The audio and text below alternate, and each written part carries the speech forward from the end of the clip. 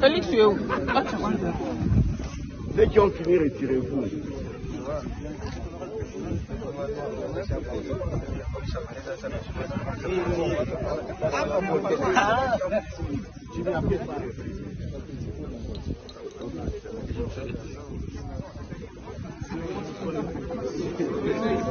Retirez-vous, retirez-vous.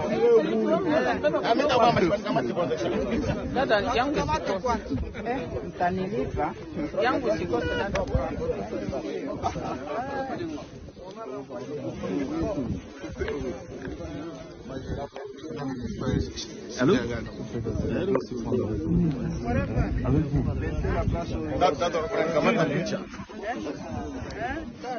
Nitakutumia.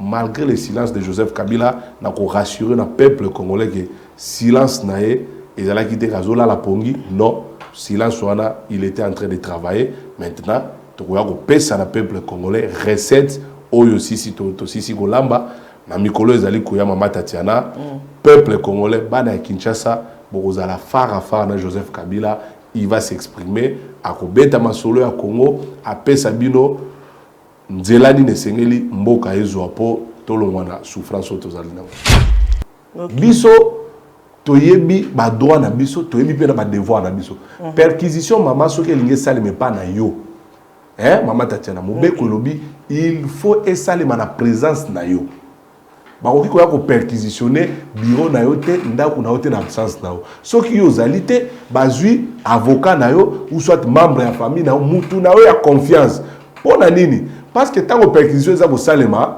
mutu ya mutema mabe akoki pe koya azwi eloko mususu asali nini abwaki aipa lobi wala tokutaki molangi ya jus na bureau mama Tatiana nzoka yo te mutu salaki yango donc soki balingi ba perquisitionner bazala sûr bakokuta biso état major ba kabiliste toujours wana na kingakati kabilo aza kozonga aza très différent na kabilo boyebaki liboso différence yango eza différence ezaka simple avant Kabila lobaki na biso kaza na 15 bonnes personnes te oyo bakokaki kosunga ye pour ka komisa vraiment mboka nesika banda koluka mais nzambe asungi ye taba kosi kolala pongi n'est-ce pas bambuma ya mabeno so banda ko entourer ye basali nini bakimi mama Tatiana on a entretenu le M23 bango moko babokoli nyoka bopesi Kagame makasi ba accord au Kagame banda ko signer na bato ya Émirats Arabes Unis kuna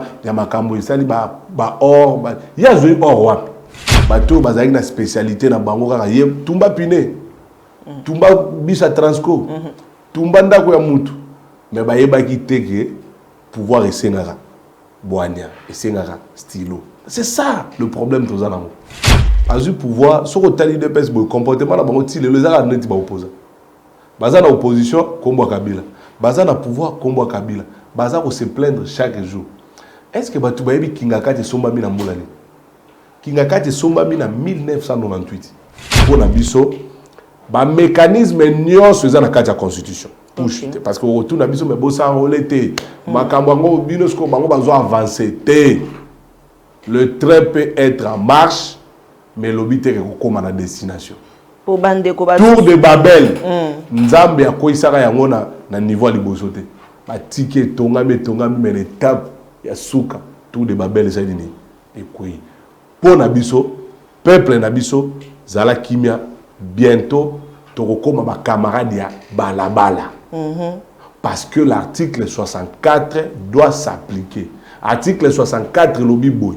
Congolais nyonso azana pouvoir ya ko telemela un individu ou bien groupe d'individus oyo bazui pouvoir na makasi to pe bako salela yango en violation ya mibeko. Félix Tshisekedi na union sucré bako violer mibeko oui ou non oui et donc biso ba kabilise na peuple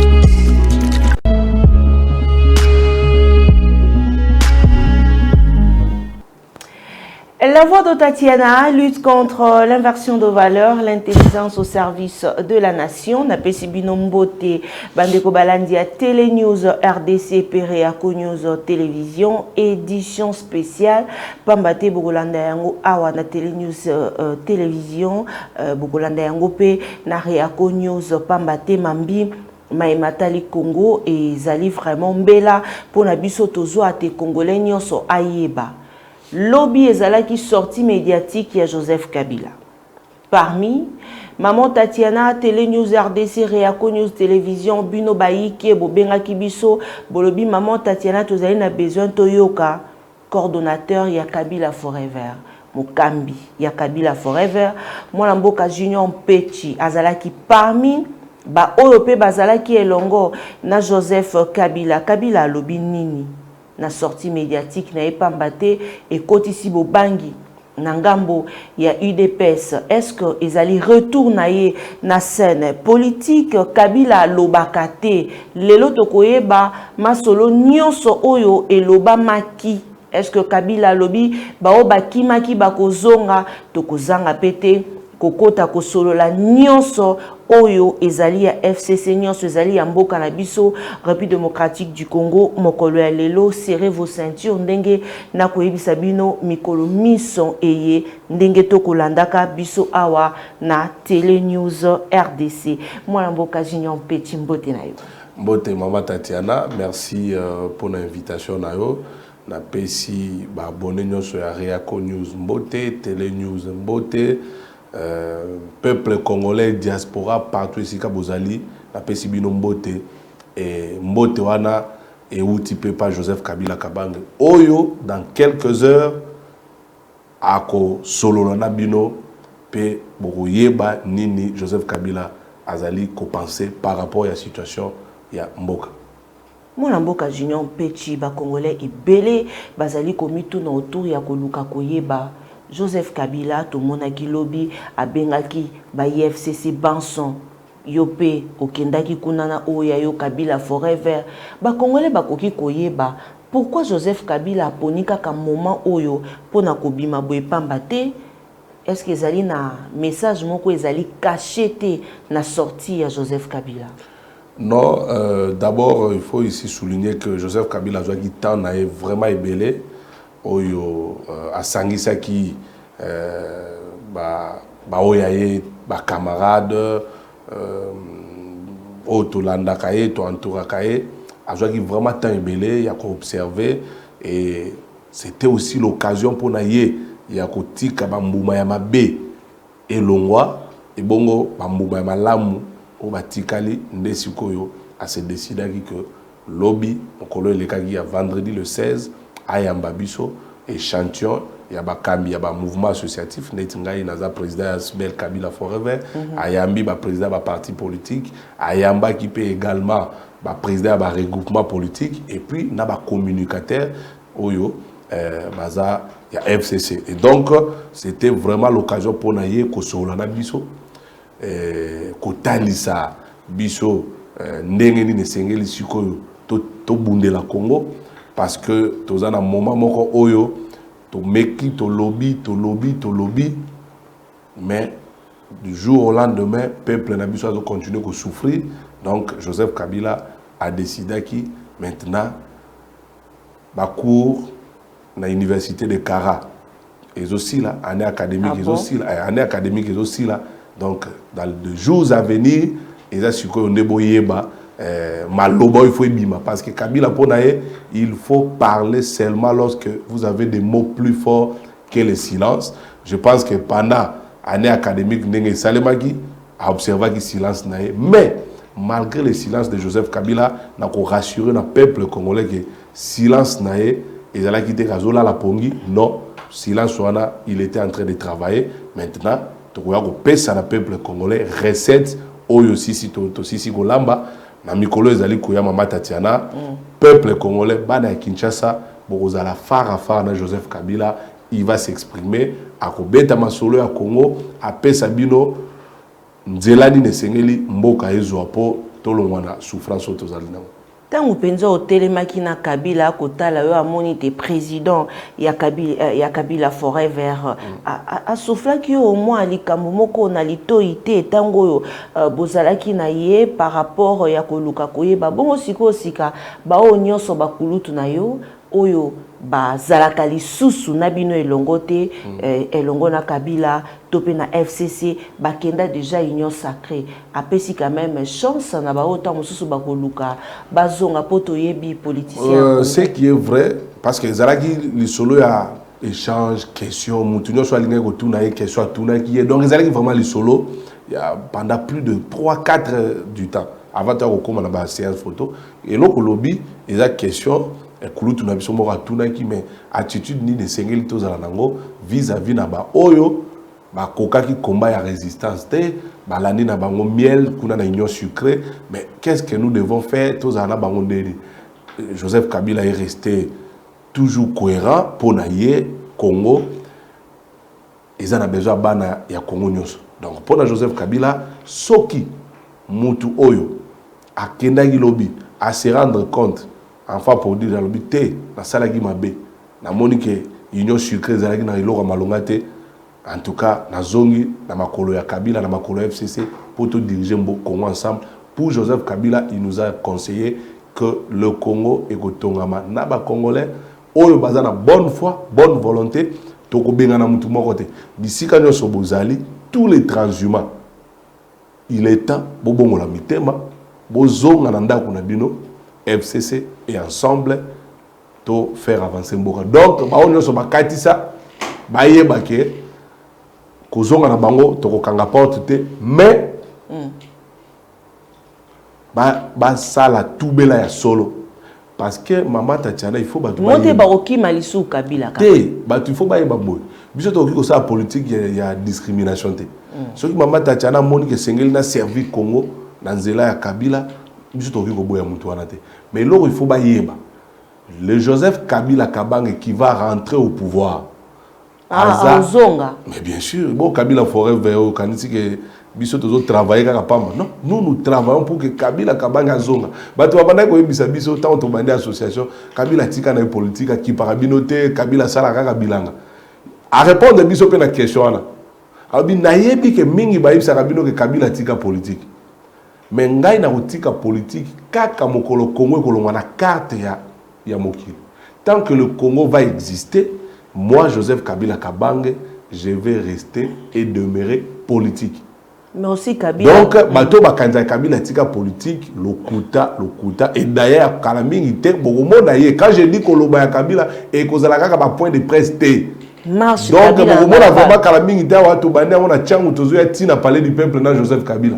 Kalaming ite na ebité soki martyr ko ka contenir Kabila te on pourra chercher soit espace ya ndolo po Kabila zande na dimension wana ya pape soit na ndolo nde Tourubana sikoyo Kabila zo solo na ba kinois azo solo na peuple na ye mais pour moi et là il faut peuple ayiba Kabila aza kozonga aza très différent na Kabila boyeba ki liboso différence ngweza différence ezaka simple avant Kabila lobaki na biso kaza na 15 bonnes personnes te oyo bakokai ko sunga ye pour ka komisa vraiment mboka nesika banda ko luka mais nzambe asungi ye tawa kosi ko la pongi n'est-ce pas ba mbuma ya mabeno so banda ko entourer ye basali nini bakimi nde tozo sola na minito Kabila na plus de 300 bonnes personnes parmi batu ya malamu wana ngai Junior Petit Nazali ba kabiliste authentique belo bazala kati asbel Kabila forever bazali parce que biso na kati Kabila forever okuta ta mutu moko te azalaka chef du quartier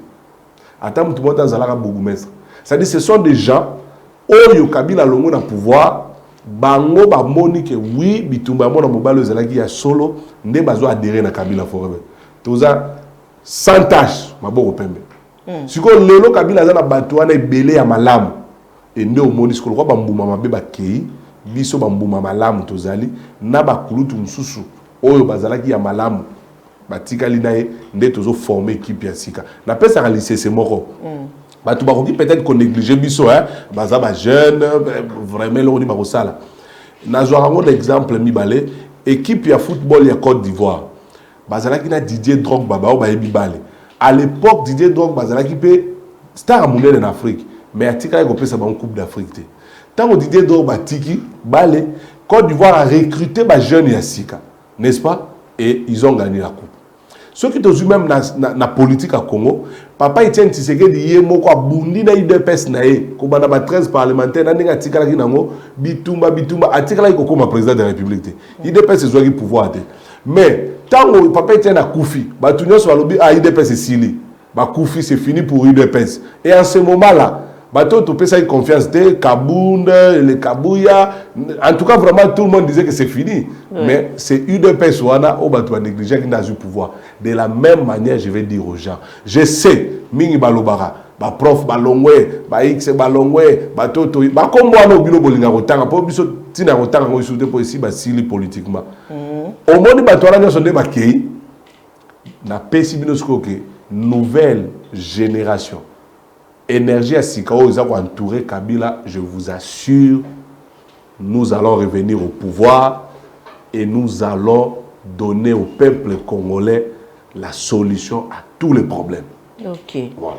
Sika aussi moi namboka junior petit motuna moko pe ya ba congolais bazali komitu na auto na yango il y a pas longtemps toyoka kite kingakati esengela keza la perquisitionner pambate toyokaka ezalaka na affaire moko na mbaka ya makambo ya pétrole tokoma wapi est-ce que dossier yango esi esalema to ekosenga nini pambate ba UDPS bazali ko accuser bino balobi bayi kabili bino batonde bato yo soki makambo ba mobondo makambo ezali ya kobundela makambo mabele ezali pona kingakati nde ezali produit topé ezali racine ya makambo ezali ko salema ya bandeko na biso ya bateke na baou. Oui, que maman, et l'autre ça la pas si deux personnes ça le là un chrétien azo sambela nzamba pambolae tant nzamba pambolier azo kokana isu sous bénédiction anate azo be sous le sala azo préfère azo ngapama mobola il deux personnes abundi plus de 30 ans azo pouvoir ce que tali deux personnes comportement na bango ti les ala neti ba opposa baza na opposition kombo Kabila baza na pouvoir kombo Kabila baza ko se plaindre chaque jour.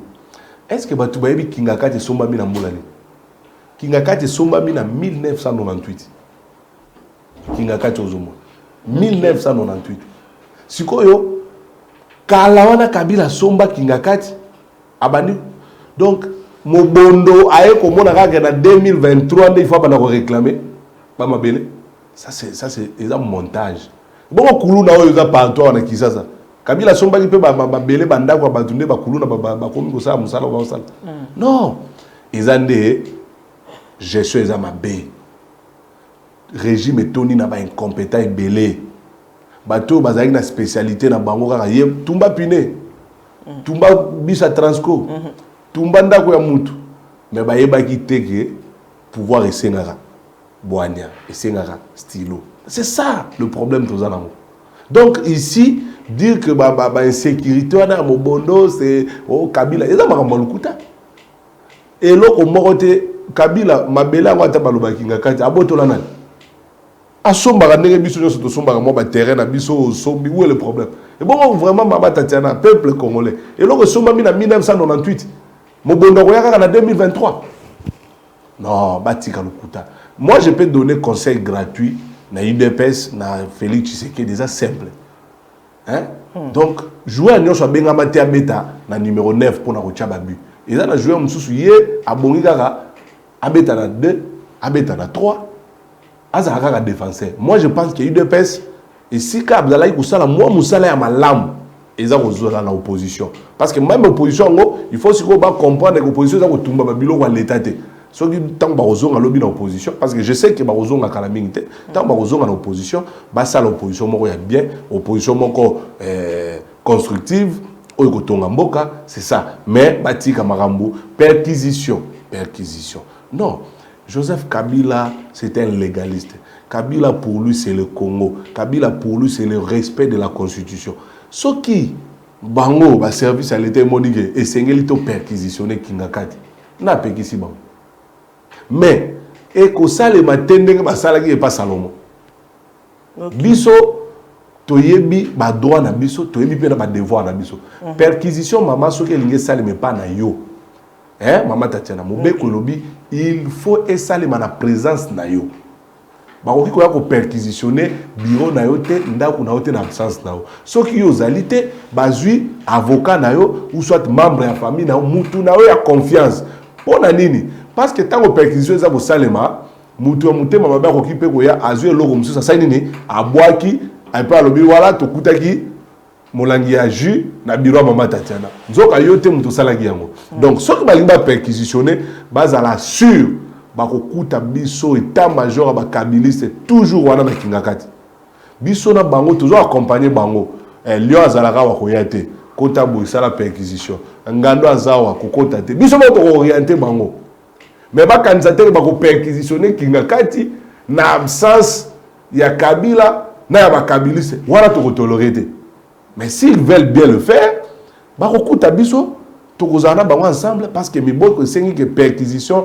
et salema mais il faut que le concerné azala sur place bon pour la biso to préféré Joseph Kabila vandi na e alors biso to kozala wana toujours accompagner ba service au balingo sa perquisition ba ko kuté loko moko te toujours comprendre bango et loko il faut ba yeba adversaire et union sucré eza bilan na bango eza chaotique négatif jour oyo ba kopesa congolais li pendant mai il n'y a rien. S'ils veulent rester au pouvoir, il fallait. Sango papa etienne na lakaka biso to konyata lokwa kayas to nyata yango. Nenge pe masango ko mira, ils appellent la Kabila. Obi nzamba zanzamba ba juste maman. J'ai toujours dit aux gens un jour Maman Tatiana bokobenga nga prophète et c'est pour bientôt. Tant que vous le retour du fils de l'homme, le raïs Joseph Kabila Kabange, vous comprendre pourquoi Elenge Oyo a l'allé à la Mouki, a dirigé la Kabila mais à sa l'association, a Bengi Congolais Boya, tous dans la Simamona Mobalo. Il n'y a pas un Congolais à l'heure actuelle Oyo a ligné Congo collègue Joseph Kabila Zate. Ah bon? Je peux vous dire. Kabila c'est le Congo ou rien. La proposition à FCC par rapport à la élection n'a pas changé. Le FCC n'accompagnera pas un processus électoral frauduleux et chaotique qui ne vise qu'à renforcer et à consolider. Voilà. Si ka soki tobito kenda na yango bongo donc to lobate Joseph Kabila tango akoloba boy. Soki mambi maso obino botie nyonso et bongi. Pour que nous puissions tandis que Bino, président Kabila Forever, au s'enrolaté. Bino Nyonso s'enrolaté. Très bonne question. D'ailleurs, même Bakate à Kadimana, je doute fort que au en décembre. Ce qui est au Sungi Bissawa, au Laxi Peuple, au monde, et l'ongino est au limo déjà, ma commis pèse au limo. Tito comme en décembre, Congolais, mon côté, à Rosala sur la carte d'électeur, naïe Rosala. Ça, c'est un élément important pour l'andela. Maman Tatiana, oui, mieux vaut garder côté la vérité, attends qu'il le comprenne dans le noté après. Même Jésus-Christ, tant yaka, ce n'est qu'après liwanaye ne comprendre qui était Jésus-Christ. Il était le bon chemin, la vie et la vérité. Joseph Kabila, mal vendu par l'UDPS, un Rwandais, oyoti le loba l'axarabi au village na Rwanda te. On a tout dit sur Kabila sauf la vérité. Maman, est-ce qu'il faut ton ndima pour accompagner Batu Oyo, baza pour violer Mibeko à l'État? Réponse est ali non. Na processus il y a une élection, bureau ya CENI est composé de 15 membres. Na 4 il y a 15 membres CENI, opposition a un quota il y a 4 personnes, pouvoir a 6, je crois la société civile 5, ce qui fait 15 personnes. Biso to monique oh. Mais bureau ya CENI Oyo, batu nyonso baza na kati à part société civile, nyonso kaka Tshisekedi na Tshisekedi. Ce qui tozu même kadima yemoko depuis Congo bana makambo ba élection on a Kabila na 2006 style pour la première fois tout ça na deux confessions religieuses ba église oyo eza na ancrage populaire église catholique olani na église protestante bango nde bazala catholique aza président et vice-président eza nani protestante mais okomona ke na catholique na église protestante balongwa na kati ya confession religieuse parce que mona ki balobi non oh tozo vivre et comme il est choix à ma politicien bazui kadima ba imposer biso to côté yango te mais maman Tatiana toujours qu'il y a une élection pour tout le changement te peuple aza ko lela nzala peuple aza ko lela insécurité mais Félix Tshisekedi na batunae balingi batika na pouvoir na ndenga makasi qu'est-ce qu'il faut ba préférer ba tia batuna ba on a seni na cour constitutionnelle pour que ata maman Tatiana peuple voter yo bango etali bango te ba ko la volonté y a un individu. Voilà pourquoi biso tolobi non. So to keko sala enrôlement. Mais ça va to yawa muto yibi yo soutenir. C'est-à-dire au pesi crédibilité. Na tricherie, na fraude. Ne tolobaki toza d'accord na ba élection. Mais ba élection ya malamu. Seni wana esengeli biso ba opposant tozala na kati. Même pourquoi ba lingaka na ba bureau de vote chaque candidat tchaka ba témoin. Mais c'est pour que Maman Tatiana landela ba voix, n'est-ce pas? Yamutu nao. C'est ça l'objectif. Mais pourquoi l'UDPS a lingité seni ba opposa ba zanakati a violé Mibeko? Biso to bi non, to accompagner à voter. Peuple congolais monake, biso ba kabiliste, to boy ko accompagner dictature, to boy ko accompagner fraude. Alors, ceux qui réellement baza populaire ndenge baloba. Bandi ma élection. Kabila ou bango bana ko baza populaire te. En 2006, consensus c'est ça. Il y a eu des opposants dans le bureau Séni. En 2011, il y a eu des opposants. Biso to tikala jamais comme malobango komi kokokana lokwa na Papa Etienne Tshisekedi wa Mulumba ya lobaki. Il y a Papa Etienne na élection en 2006 à Zalagate, mais opposant Atinda Baduna, ben Batinda Baduna na bureau en 2006. En 2011, boyebi nani bato bemba Jacques Njoli azana vice-président Séni non. Azam ta bemba Jacques Njoli, mais il était là. Biso to tikala ko boya opposant même en 2000 je crois 11 ou 18 ils ont envoyé déjà donc ba bureau ya Sénigno so sous Kabila maman na ngai opposition ba toujours kozana na quota na et c'était respecté mais tout ce n'est pas ça le cas alors biso tozana besoin ba respecter Mibeko surtout constitution na biso nde to bundela yango eza œuvre ya Joseph Kabila l'UDPS to ki ko permettre été anyata Mibeko ya mboka donc so balingi to que une élection pour na biso faire élection malamu parce que maman biso to na joueur na biso aza malamu Messi Joseph Kabila Kabam. Mais si vous avez un biso match, arbitre à Moutou Real, juge de touche Moutou Real, terrain à Bango, non quand même. Match à Mamala Mouté. Voilà pourquoi nous demandons pour Nabiso, un mécanisme nion faisant la carte de la Constitution. Parce que retour Nabiso, mais bon ça enrôlé. Makambango, Binosco, Bango, Bango avancé. Le train peut être en marche, mais l'obité est comme à la destination. Tour de Babel, Nzambe a quoi ça y na niveau à libosoté. Ma ticket tongami mais l'étape ya souka Tour de Babel ça dit et quoi. Pour Nabiso, peuple Nabiso, zala kimia bientôt torokoma ba camarade ya balabala. Parce que l'article 64 doit s'appliquer. Article 64 lobi boy. Congolais nyonso azana pouvoir ya ko telemela un individu ou bien groupe d'individus oyo bazui pouvoir na makasi topé bako salela yango en violation ya Mibeko. Félix Tshisekedi na union sucré bako violer Mibeko oui ou non oui et donc biso ba kabiliste na peuple nyonso elingaka Joseph Kabila boza la près bientôt tokobanda ba marche pacifique ba sit-in jusqu'à ce que Félix Tshisekedi Kadima bazonga na raison tokende ba élection ya malamu que le meilleur gagne et biso toza trop sûr le meilleur s'appelle Joseph Kabila Kabange doit revenir au pouvoir et continuer le chemin et le chantier du Congo oyo a déjà fondation il faut qu'on continue kotonga immeuble wana bako tuna pe motuna mingi président Junior Mpechi bakolo est-ce que ezali visite ya procureur ya CPI ndemoto et katisi bakour na université ya karaté ngaku na ebite soki mutonga CPI ayaki wana ebi kutute bon même si ayaki asa zongi to azongite na ebite ayaki kolukani na ebite ide pesa obi koya na ekaka puto moni mbala moko université ya kara elingi kata quelque part aussi mais rapport nini entre CPI et Joseph Kabila.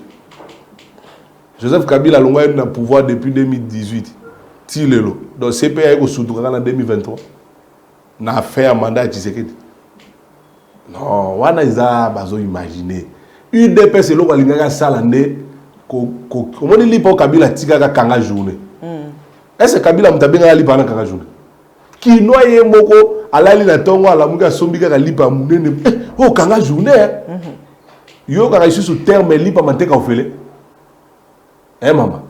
Biso to koli na Kinshasa wa lipa manteka ofele sous Kabila. Sous Kabila vous avez 500 francs maman na ngai au sombi lipa moko kanga journée 200 francs au sombi sucre il y a 100 francs au sombi mille qui est 200 moi na meliti.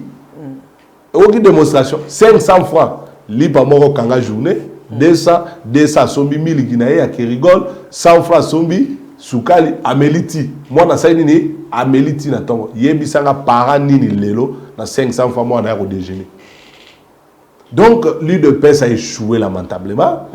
Discours exalité, na opposition combat Kabila, na pouvoir combat Kabila. En réalité, l'UDPS n'est pas au pouvoir. Azaka en opposition parce qu'ils ont compris que hier azawana te pour ça la marche, hier azawana te pour la critique. Yo kach Kabila na munoko na ye. Azu comme bouc émissaire Mobutu. Mobutu kuta deux femmes nyongo, yango de tonga pont maréchal. Mais nyongo wana ya construction pont maréchal muta futi yango Joseph Kabila. Est-ce que Kabila est là?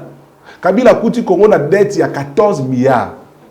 Kabila silisi nyongo pe alongo na pouvoir atiki mboka na biso na zéro dette extérieure.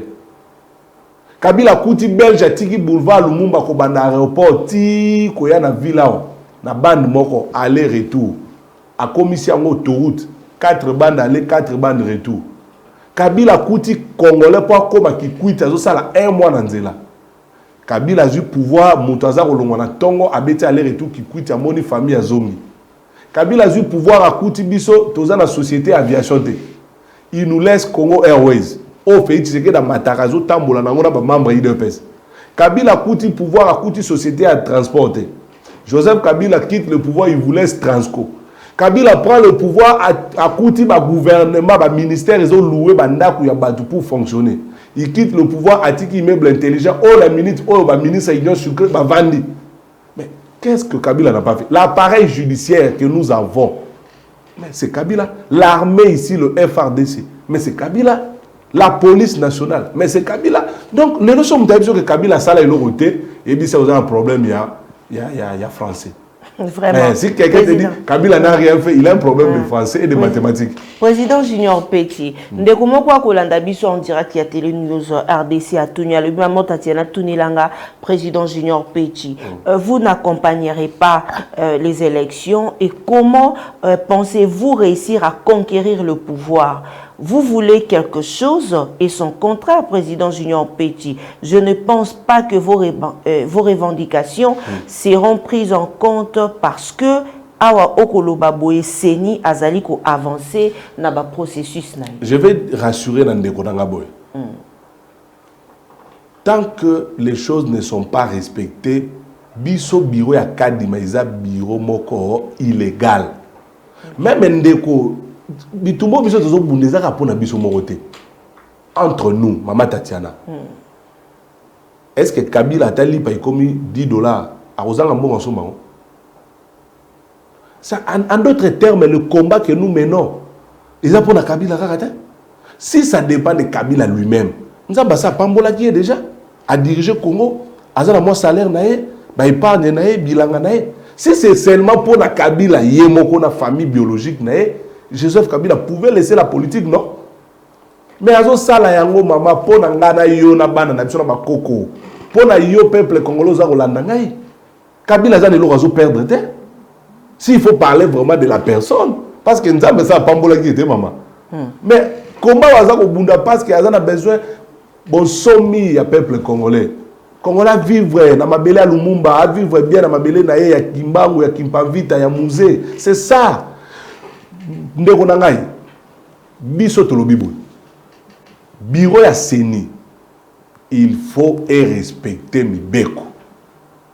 Mais constitution na biso ya mboka. Oh, Félix Tshisekedi a la pakindai ya lobaki, je vais respecter la constitution.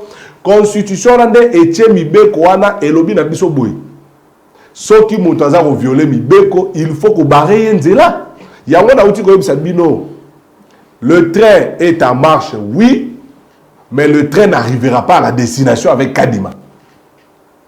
Train ko ki ko démarrer te o lamuki na tongo démarrer mutu ko bimi o lingo ko makaka na lemba boy pine to bogiti mutu ke kati moto wana déjà boza plan B na biso plan B na biso ezate plan ezali na peuple congolais ezaka ka article 64 c'est-à-dire tozo koma camarade ya balabala tongo matin midi soir biso na balabala mokili mobimba la communauté internationale nationale bamona eke mibeko ya Congo ezali violé Félix Tshisekedi na batuna ye bureau na seni isengeli to bandela yango tozo sangana sikoyo na ba o nyonso baza ko loba langage moko na biso parce que soko zui bande ko na biso ba leader 4 leaders ya o ba sangana ki na Lubumbashi ba rejoindre logique na biso.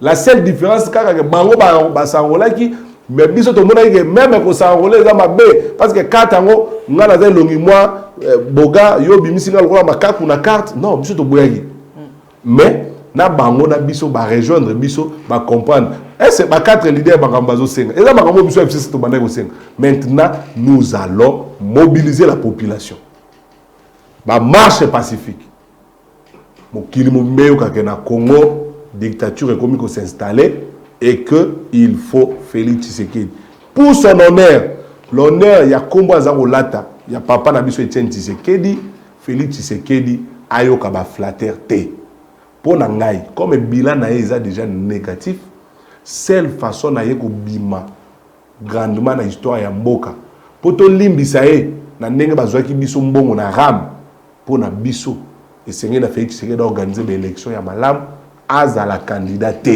wana tokobosa na mabenyo so sali biso parce que soki aza candidat eza lokola a épargné biso déjà na 5 ans ya souffrance parce que soki opesi Tshisekedi 5 ans mususu égale continuité ya souffrance continuité ya ram continuité ya moyibi na chile gelou continuité ya détournement ya 100 jours et donc Félix Tshisekedi kozala candidat vanda na bana nayo na mwasi famille nayo tikela gestion ya mboka na ba kabiliste ba nationaliste oyo bazana matière tozana expérience to continuer chantier to bandaki chantier na biso to silisa yango président Junior Petit est-ce que bino Kabila aza opposant akosangana na baninga na ye ba 4 leaders ya opposition to Kabila azali moko pamba te to komona bino te to komona Kabila forêt verte tango baninga ngambo mosusu bakosa to mosu na meeting tozoka bino bozali ko se prononcer te boko zala pe wana te boko lo bagate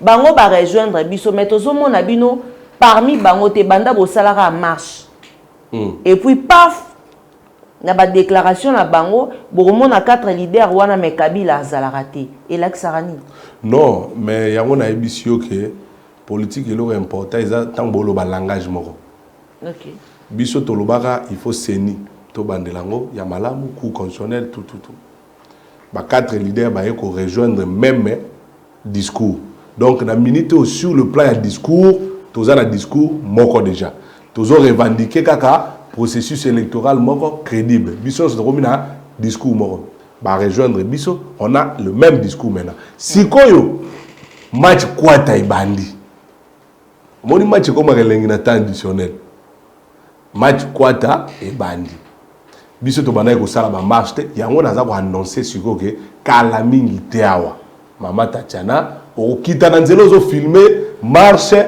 ozo sentir que Kabila forêt veraza autorité morale azali sikoyo to bimi na terrain non mona parce que la minute il faut sauver le pays il faut processus électoral moko crédible et il semblerait que Félix Tshisekedi ayo kaka langage ya balabala taka ressenti nzela ndeba kotala ke awa tozonga na nzela to sala maponami ya malamu c'est tout ce que nous voulons donc soyez-en sûrs dans les jours à venir il y aura des activités tozala nabiso ba kabiliste na bandeko 4 leaders wana nous allons maintenant parce que toujours revendiquer eloko moko donc dans quelques jours ça ne sera plus makambo ya bango basali biso to sali oui et roko salema biso pe to sali to ana ba agenda bango pe bango sala ndé na bango mais soyez sûrs je suis sûr et certain, comme toujours le langage moko, je pense qu'il y aura des activités que nous allons mener ensemble. Rappelez-vous, tout ça là déjà marche dans le compte bloc patriotique, tout ça là ensemble.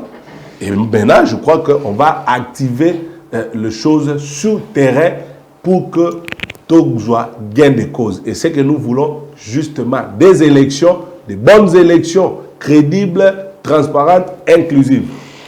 Awa toko sa na yo émission toza en direct ya Télé News RDC to tangite makomi pe balokasa ebele tamboli déjà na ba réseaux sociaux wapi pa matata ponyo ancien premier ministre Akolobate. Je viens d'être interdit de voyager à l'aéroport de Njili par les services de la DGM pour aller à Bunia na Ituri. To mona ki yango pe il y a pas longtemps yo pe to yoka kite esengela ki obima moyen te obima ezalité soki mbele ya kopesa par rapport ya ba pratique wana o ekomi ko salema mingi ekomi pe congolais mosusu azali na ngambo ya opposition po te abima ekomi ko sala moi bobangi okoki koloba nini par rapport ya babiloko oyo ba pratique wana oyo ekomi mingi ko salema po te moto ko partager même point de vue te na pouvoir en place pour na kobima ba tracasserie wana ko salema.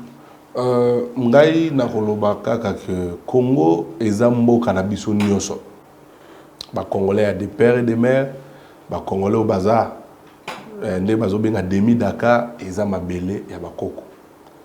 Mutu moko ta botama na pouvoir pe akufaka kaka na pouvoir. Mobutu était président, Mouzé, Joseph Kabila, monsieur Chilombo Azalelo, biso lobi pe tozonga, certainement pe tozolongwa lisusu. Je vais demander kaka na ba Congolais. Même si vous avez une portion à pouvoir, adversaire politique a un ennemi na ote. Nous sommes tous au Lukawa, ils ont pour bien-être ya peuple congolais. Moi j'étais empêché nazo kende libanda ya Congote. Mais justement nazo kende Lubumbashi. C'est-à-dire si on a un problème na justice, c'était simple même na Lubumbashi pour Kanganga. Naza na katia territoire national mama. Libanda te mais sentiment ya mutu moko parce que azana pouvoir a sepelaka na makambo junior mpe tshaloba te ba vérité to bimisaka a voyager te et ba salinga bongo na vandi bazeli pe na avion et décoller ba tout maman oliva ma pour maman qui na délégation maman oliva matin avion et décoller oui aller ba libérer ngazonga ndako donc méchamment comme ça ba empêcher yo au sala déplacement et ce sont des pratiques ngana limbisa na ngabango et nous parce que tozonga na pouvoir. Mais maman Tatiana, en tout cas, au karaté, Julien Petit n'a pouvoir abandonner au traquer, tout ça, non, je resterai le même. Le Congo d'abord, le Congo, c'est ce qui est important pour moi et c'est cette philosophie où tu n'arrives pas Kabila. Pour la mission na sengi na bango, laissez les gens circuler librement. Ceux qui m'ont dans les Kamuna et la justice, pour tenir la convocation, n'enge sengeli à se présenter. Mais cette façon, il y a une arrestation arbitraire, non, Mboka a avancé. Kabila s'est battu pour la démocratie dans ce pays, pour mettre la presse. Il fallait comme maman. Il fallait comme Lélo, même Bino Bato média. Je pense, à Tabozolo Bango, ouvertement, Mingi va regretter Kabila, la Katia Manabango. Parce que il y a des journalistes qui s'attaquaient à Joseph Kabila, mais jamais Kabila tigala occupé. Ceux qui sont dans mutu moko finga na mboko le roi Kabila zate injustement d'ailleurs. Bazo finga sans preuve parce que kaka mutu moko la muka isabino que non, c'était un Rwandais boyina boy. Donc pour nanga ceux qui sont au pouvoir aujourd'hui bobo sanaté bo utaki na opposition pe bozozo la calamité na opposition c'est que vous faites aux autres ceux qui basali lobby et que vous avez malamuté Congo ezali ya biso nyonso ozala na pouvoir ou pas nous ne sommes pas des ennemis nous sommes des adversaires politiques c'est les idées nde eza obunda donc pour moi boye ba ke bozo na lobby na opposition et tant bozo na l'opposition heureusement pour vous parce que nous les kabilistes à tant bozo na pouvoir il n'y a pas de problème, mais éviter il y a comme mboka na ba climat wana eza malamu. ba éviter ya komema mboka na ba climat wana eza malamu te tozali kokoba malembe mwana mboka Junior Mpechi lelo yo un an uto Bunagana ezali occupé. Message nini okoki ko lancer par rapport ya maimazali kolekana pamba te tuerie ezali kokoba na est ya République démocratique du Congo. La plupart ya ba communicateurs ya Union Sacrée ba kolobate tant ezali na nous peut-être na deuxième mandat ya président Félix Tshisekedi nde akobunda pona ko récupérer ba territoire occupé pona ko récupérer makambo ebele o ezali occupé pa na biso pamba te Kabila na 18 ans assis à livraka déjà mboka na biso maman Tatiana bo en vouloir président Félix Tshisekedi te na maloba wana en tant que président à Kabila forever okoyi kolobani oyebi tango to solana président Kabila lobby a soulevé point wana lobby tango ngana longo na pouvoir congolais moya M23 ayebaki yango lisusu te même M23 c'était le passé. Alors, je pense que parfois même bande konabiso baoba ko communiquer et sengeli na bango ba comprendre que normalement mboka oyo façon baza ko diriger yango eza malamu te. Mama mutu makasi futaka te. Bavandi na mboka oyo ba ipsi bango banda kala. UDPS dans l'opposition a dit ennemi à Congo, ennemi à Congolais, c'est le Rwanda, c'est Kagame. Histoire est retenir que UDPS a eu pouvoir. Kagame a commis frère na bango, partenaire privilégié. Il a un tapis rouge dans le stade de Martyr, Yonani, au boya Kagame. Et donc, il a signé un accord jusqu'au point. Il y a kopesa na Rwanda abanda ko raffiner or ya mboka na biso. Rwanda ba autoriser Rwandais société na bango banda ko kwera awa. Il y a eu des révélations biso toyoka wa mbata oya na André Mbata. Alobi M23 ezalaka wa inane. Mama Tatiana. On a entretenu le M23 bango boko. Babokoli nyoka bopesi Kagame makasi ba accord o Kagame bana ko signer na bato ya Émirats Arabes Unis kuna ya makambo isali ba or ya zoi or wapi mais parce que biso to pesier abana ko raffiner or na biso économiquement Kagame était devenu très puissant au point que asombi minduki a pesi yango ba M23 yango yokaki même MONUSCO lobby M23 ans mindu qui moko sophistiqué. Oh la tabiso toza la ngote. Mais nana zo pesa bango. Mais c'est le frère, l'ami privilégié. Et donc vous avez amené le pays bino moko na libunga. Kabila quitte le pouvoir, il ne laisse pas le M23. Joseph Kabila atikala ko ndima Rwandais ekoyaka na Congo te. Joseph Kabila n'a jamais accepté un ambassadeur rwandais ici au Congo. Mais qu'est-ce qui a fait que Tshisekedi a même biso na zone wana? Il y a komisa mutu. Oyo ye na pouvoir na opposition ayeba ki yango que Rwanda n'est ennemi na biso. C'est ça le problème. Faut pas ceux qui communicateurs il y a union sucrée à l'Ekawa ba pesa bino ba faux fouyaté. Non non. Il faut qu'on rappelle bango histoire que biso na 2019 toka ki M23 té. Bino moko ne bobenga Kagame partenaire privilégié. Bo pesier abana ko raffiner or ya Congo. On est à Kabila té. Et même malgré ça, M23 bandi. Maman na gagne. Mais biso oyebi que Joseph Kabila a gagné M23. Aza na na Kinshasa. Pouvoir résoudre Sony, il y a aucun consulter un ancien chef de l'État qui a gagné le M23. Félix Tshisekedi dans un discours, il a reconnaître que le M23 est un défait sous Kabila. Mais aux autres, quand on Kabila était stratégie pour gagner le bateau. Non. Il y a un lobby, Moutou Makasi Foutarate. L'UDPS a la qui si limite nae. Moutou Kosaote. M23 toujours betalelo. Et ça M23 Madin union sucrée bango moko nde ba créer yango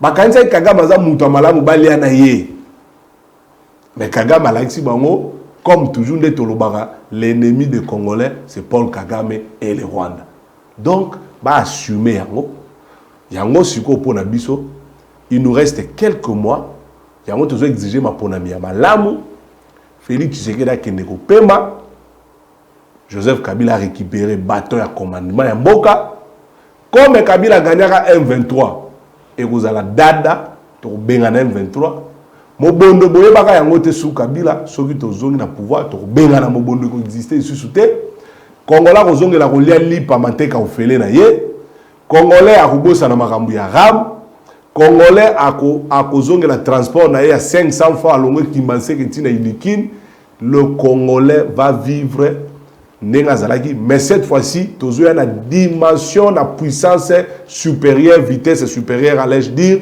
Oyo, tu as même Congo, tu as une fondation déjà dans le chantier, tu as matissé à niveau. Pour l'immeuble à Congo, il y a un immeuble à 32 étages, où il faut tonga avec Joseph Kabila Kabang. Donc, maman nangai, tu vas causer rabinoté, oh, biso to tikela ki bango lukuta. Lokuta. Na habité sur la zaïg na papier mouchoir, Kabila tikaka yango 150 francs, et comme 600 francs. Là, c'est une autre. Bon, la plupart des communicateurs sont jeunes. Et ce qui fait mal, parce que jeunes, Azo Lukaso, maintenant, nous Mouamoutuka, à s'organiser, à Bala, Bazako Teka, Amna Bango. Bango, beaucoup, Bazak conscient, je te dis. Ce qui, tous ont la capacité de faire des caméras cachées dans les communicateurs et union sacrée. Bango, chaque jour, va critiquer Félix Tshisekedi. Parce que chaque jour, on va passer un bon à Wendy na bandagu na bango. La vie est intenable. Mais tant qu'il y a une TV, il faut flatter pour que lobby ba nomengai, choisir. Donc en réalité, Congolais, bandeko wana bazo supporter Tshisekedi, bazo salango kaka sous forme égoïsme moko boy, c'est-à-dire ngana flatter na ngai, l'essentiel ngaba zo ba nomenga, ngapena besoin moi quelque chose, mais en réalité, bango nyoso baza très conscient que Félix Tshisekedi, Union sucrée, va échouer lamentablement. Je dis bien, Bangonio Soana. Vraiment. Bangonio. Voilà. Toko kenda malembe na suka émission na biso na moni na info plus RDC ba komi ba lobby témoignage sous lobby on m'a fait signer de PV à la DEMIAP en me pointant une arme. Ezali ba déclaration oyoye à salaki yango totali pe ba makambu pe ebele o ezali ko salema lelo yo na mboka na biso République démocratique du Congo mais président Junior Petit total na penza boko tala ba congolais ba kotala en face mboka ndenge komi bo ndimate ndenge obakoloba te Kabila muto asali lelo to koma na niveau to ça mais eloko denga na lingaka na yeba ba téléspectateurs ba abonné nyonso bo commenter na ba commentaire mbala simana koya bo signalenga baye bisanga eloko nino Kabila kutaka ya malamu oyo Kabila a détruire balobi na maponomi oh maponomi ya biso ezala ya mabe bongo Félix Tshisekedi opposant zo pouvoir ndeni yo somoni maponomi biso zana candidat na biso Shaddai soki biso to organiser ki maponomi ya mabe mais to to cha Shaddai na katite yene choix na biso yene dauphin kusuku. Mais tu s'inclina, tant tu se rendre compte devant l'évidence. Donc, il y a un autre sénat de PSD, ça c'est l'élection malamu. Vous êtes salagi, vous avez une opposition au pouvoir. Mais si vous avez une élection, peuple a l'ingui sur le PSD, vous avez une opposition et vous coûtez le côté. Kabila a géré Congo 18 ans, mais il y a 25 ans, Nandagu. Est-ce qu'il y a Koufi? C'est ça, il faut apprendre à vivre au pouvoir comme à l'opposition. Et il y a un autre vandi. Donc, biso tous on a besoin, baye bisanga que Kabila kutaka eloko boye. Ils ont fonctionné très bien. Yaye abomi yango. Eloko ezate.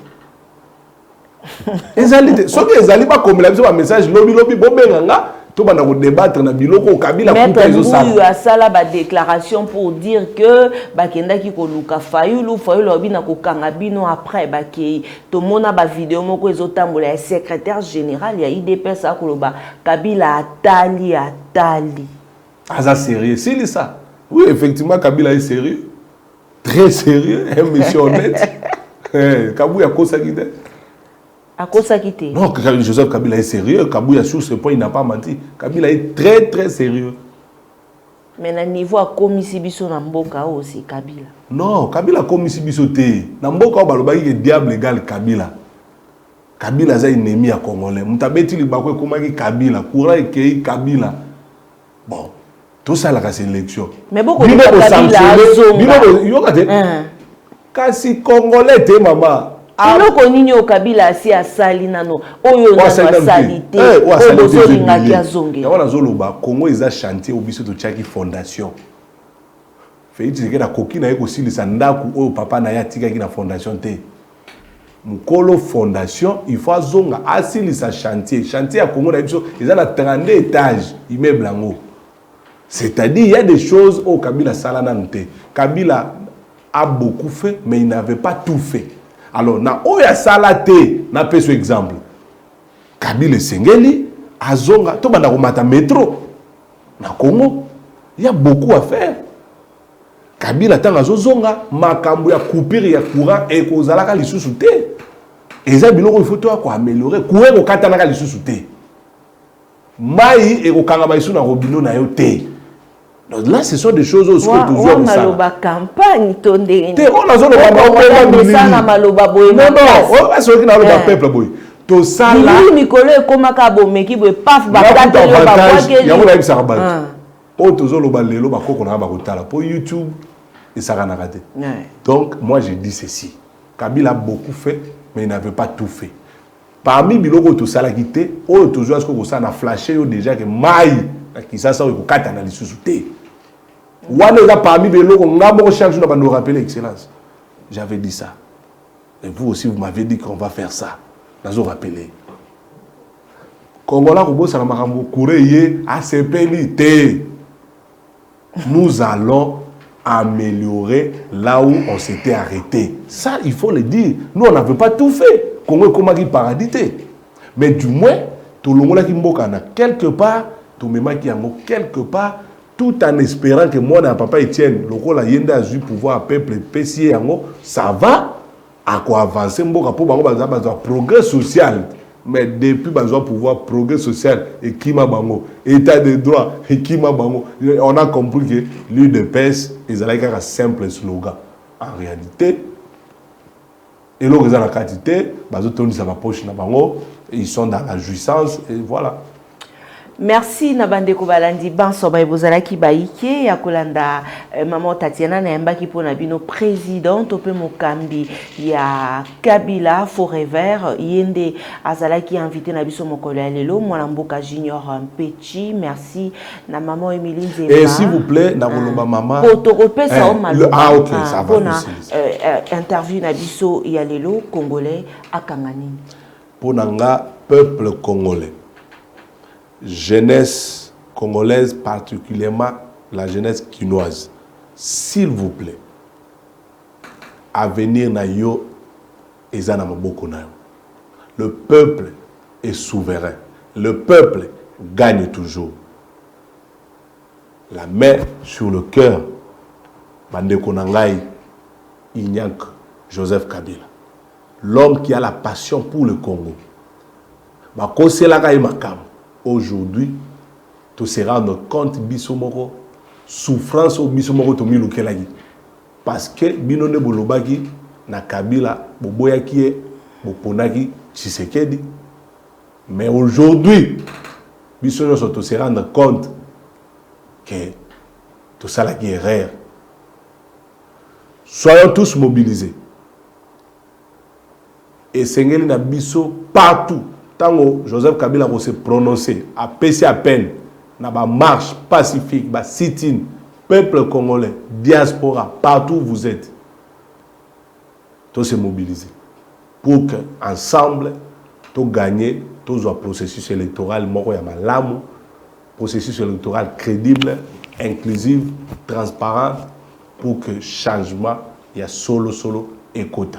Avec Joseph Kabila, Oazali Kozonga, avec de bonnes personnes, parce que les mauvaises personnes sont dans l'union sucrée.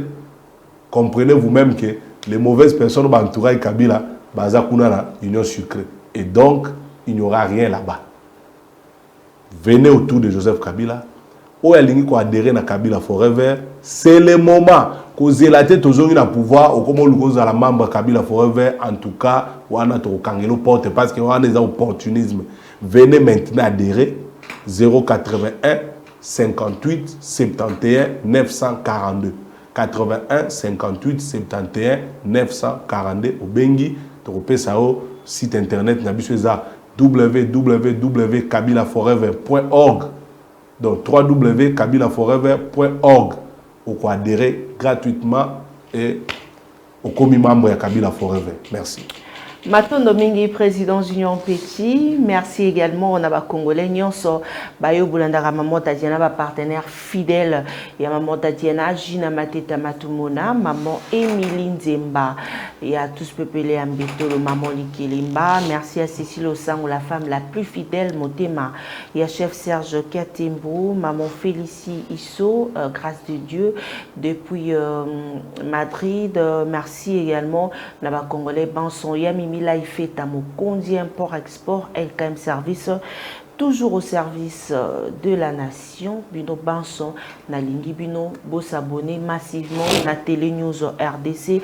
Et un grand merci à l'équipe rédactionnelle Yamokolo Lilo, Mwanamboka d'Eric Loukeba. Merci également à Jojo Komingo, ingénieur Eric Lokolepe, Michael Mikandeke, na Reako News Télévision. Et mission Alelo Soke c'est Pelisibino Bopé Sapé merci na Kolonzambe merci pe na invité na biso Pambate Andima qui to zoye en direct awa poto solola na Mambi Maimatali et Kolonabiso République démocratique du Congo. Balobaka, l'église et la presse sont au milieu du village, mais la voix de Tatiana lutte contre l'inversion de valeurs. Vous dit que l'église est le corps du Christ. Christ est vérité, alors l'église et la presse sont dans la vérité. Merci pena base ya maman Tatiana, Baobolinga Kangamingi depuis Dallas, Félicien Wanja et Mireille Osango depuis Dallas, John Kaloso, Boza et Belé, Baobo soutenara maman Tatiana, vraiment, Matondo Mingi, pona ba soutien Nabino. Encore une fois, Matondo Mingi, au président Junior. Merci beaucoup, maman Tatiana. Merci. Allez, Tokute Nabino, Namikolo Mizali Koya, au revoir.